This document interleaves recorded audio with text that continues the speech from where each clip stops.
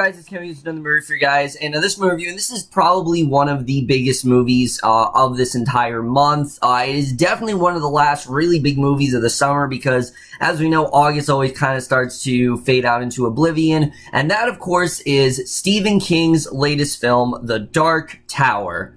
The basic plot of The Dark Tower is kind of confusing. Basically, you have this kid, Jake, and he's seeing all these sort of visions of this other world, basically, this other realm that he can go through, and there are various characters there. There's this character known as the Gunslinger, there's, the Man in Black, and he basically thinks of going through this mid-world. His parents think he's crazy, and one day he actually ends up going through, and, that's really all I can say. It's kind of escaping me as to what the rest of the plot of this movie really is, but let's just get into this film overall. The Dark Tower, I was definitely really looking forward to this movie, even though it had all the production shit and everything that it was going through. I was worried that this would, I was still very hopeful for how this would really be because of the cast, and also because of Stephen King. I'm always down for some really great Stephen King shit. I was really hoping that this would be something great, and I have to say, is The Dark Tower as bad as everyone has been saying? No. In my opinion, this is an entertaining film, but it's not a good movie. It's really not. The Dark Tower is a very messy, incoherent film that has some really good elements to it, but unfortunately, the negatives really do outweigh the positives when it does come to this film. We're gonna get into all of that, starting off with the cast. And that's the thing that I will give this movie right off the bat.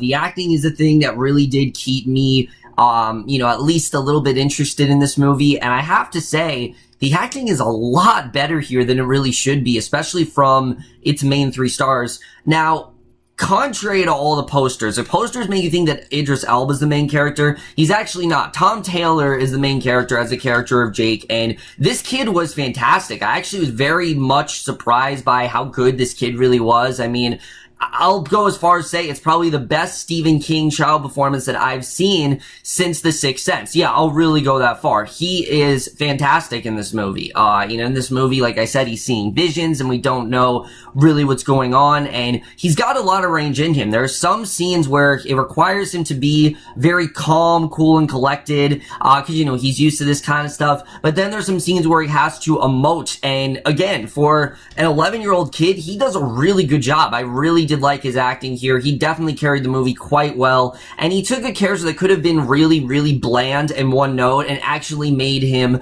somewhat more interesting. I definitely love what he did here.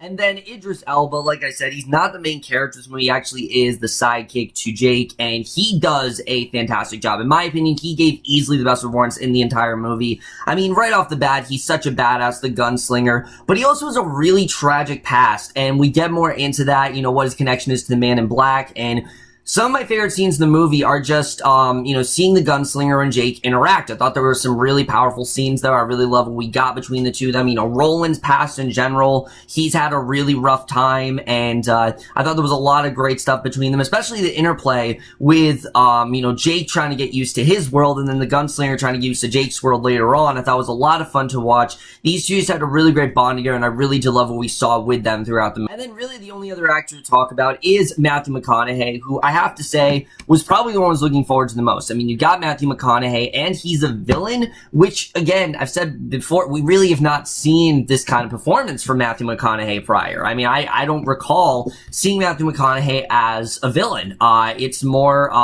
he's played some anti-heroes, yes, but not really a straight-up villain, and he did such a great job. He's so menacing as this character. You really get into his psyche very well. He's very just brutal and menacing, and he definitely did do a really good job here. Like I said, the acting, in my opinion, really does elevate the lack of story and the weight of the story as a whole.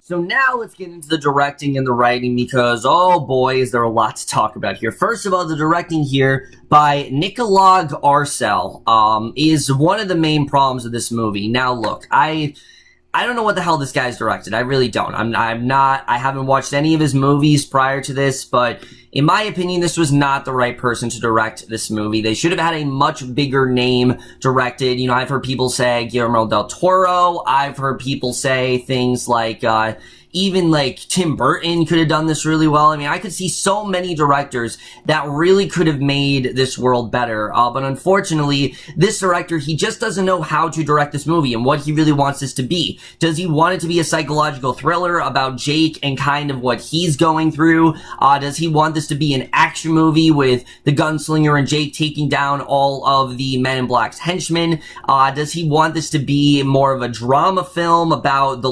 gunslinger and Jake's losses? You know, he doesn't know what he really wants it to be. And I will admit there are some scenes that definitely are kind of hard-hitting. There are some scenes that I did feel were well done emotionally. There even are some scenes where I cracked up a bit, but I just didn't feel the movie went together as a whole. It all kind of felt like a mess, and it kind of felt like, oh yeah, just throw this in here, just throw that in there. It felt very messy, and at times, I'm not gonna lie to you, this really felt like a first draft. It did not feel like the actual final draft in the movie. It felt more like this was sort of like the test screening when they were testing it out and they weren't really sure how it was going to be. That's what this seemed like to me. It did not seem like the final draft of the film. It felt like there was still a lot more for them to put together, and that was something that I definitely was disappointed with. The writing, without a doubt, though, is the main problem with this movie. First of all, the writing in general, as interesting as this world is, as you guys can tell, I couldn't even think of what the main plot was. That's how messy of a film this really is, and that's also how much of a mess, this movie really is. I mean, if you were to go up to me and say, you know, what is the Dark Tower about? In, you know, a few words, I couldn't really tell you. I really couldn't. And it's not because it's not interesting. It's not because that the movie doesn't take us there enough. It's because the movie really doesn't explain it at all. It just kind of expects you to go along with whatever's happening. You know, for example, you know, why is the Man in Black doing what he does? I have no idea. The movie doesn't tell you. You know, what is the whole world, really all about? What is this realm that, you know, what is Midworld really all about? How does it work? You know, what's that really, what really inhabits it? Again, I really couldn't tell you. There are many things here that are just very underwritten. The gunslinger especially, they could have done a lot more with his character, and they try to give him sort of like this nice connection to the Man in Black and why these two have such a hatred for each other, but you just don't really feel it. And why? Mainly because most of the movie, these two are very, very separate, and we don't really get a conversation between them until it's too late, which, let me just add, Matthew McConaughey, completely wasted in this movie, which I was really disappointed with. He gives a good performance, he does, but I can't say I connected to the Man in Black. I can't say I liked the Man in Black's character because I didn't think he had much of one. I thought throughout the movie, he's just there, you know, being all evil and doing all these things, and there's no motive for what he's doing. There's no reason for what he's doing. There's no backstory behind his motivation, and that's something that I really want in this movie. What is the Man in Black's motivation?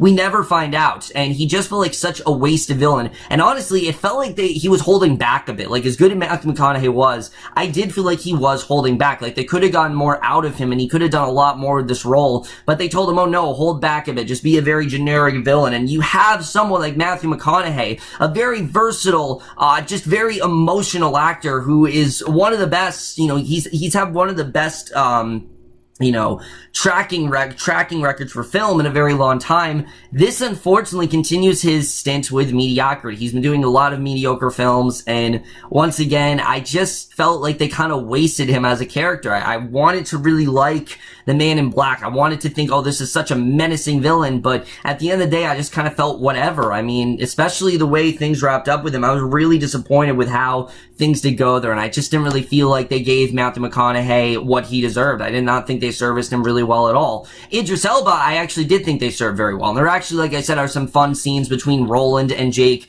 particularly ones involving Roland when he goes back to Jake's world and he realizes that the real world is very different from the mid-world. Those scenes honestly had me cracking up. And there's a really nice scene between the two where he's teaching Jake how to hold a gun, and he tells him basically this mantra that he constantly constantly repeats. I thought, again, that stuff was really powerful, and they did a really good job with getting more into that bond. It does have to be said, though, this movie seems more concerned about trying to set up a franchise that probably is not going to happen than it is in actually delivering a great first movie. This felt so much like a setup movie, like they're trying to set up 7 other movies. They're trying to get more into, you know, this is more of Jake and Roland's story, and it just felt very underwritten in that way. And again, that's one of the things that really did bring this movie down for me. The cinematography I thought was fine. You know, I thought there was some really intense action scenes going on, particularly one involving Roland and Jake in the woods when Jake thinks he sees something. I thought there was some really good stuff going on there. The score to this movie I thought was fine. Nothing really too much about the score. Then we get to the editing, which the editing as well is a huge problem here. When I found out this movie was going to be 97 minutes, I'm like, really? That's how long this is? And I gotta say, that is not at all the length for this movie.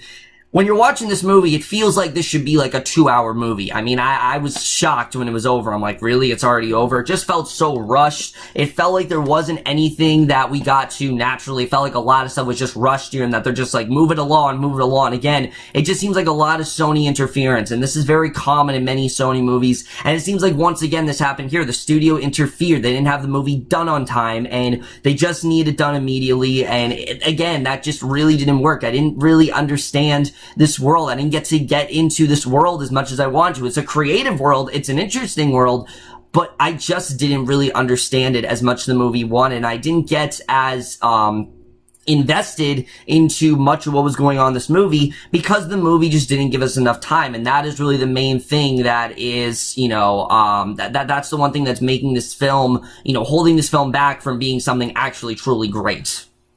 Like I said, The Dark Tower is simply just an average movie. I really did want to like this movie. I did. There are some really entertaining scenes. There's some way better acting than the movie really does deserve. Ian McConaughey is way better than the movie really gives him credit for. You know, he is great in this movie. You know, Idris Elba's great. And Tom Taylor, that kid, I definitely do want to see more of him. Do I think there's going to be a franchise? No, I don't think there's going to be a franchise at all. There was barely anyone at my theater. There were maybe 15 people in the theater.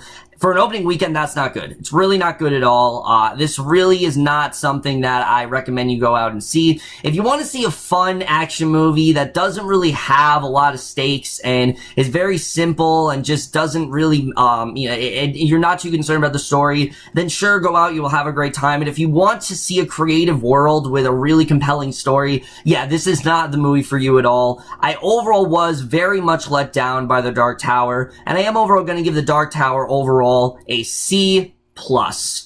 So over, guys, The Dark Tower. Let me know what you guys thought of this movie overall. Their thoughts. Like I said, this was just a very average movie. I really wanted to like this a lot more, but at the end of the day, that's really the best way to categorize it. It's just kind of average and mediocre. And there were some things that I really did love, but it wasn't as good as I think it could have been. But I'm still very excited for it, which actually is going to be an hour longer than this movie, and I think that definitely is going to benefit. There's also going to be a TV series of The Dark Tower coming out, and I also think that's going to be a lot more inherently satisfying than this really was. But that's my review. Hope you guys enjoyed. We'll see you guys in my next video, which will be for tonight's episode of Game of Thrones, which I heard was absolutely epic, and I will see you guys for that. Okay, bye.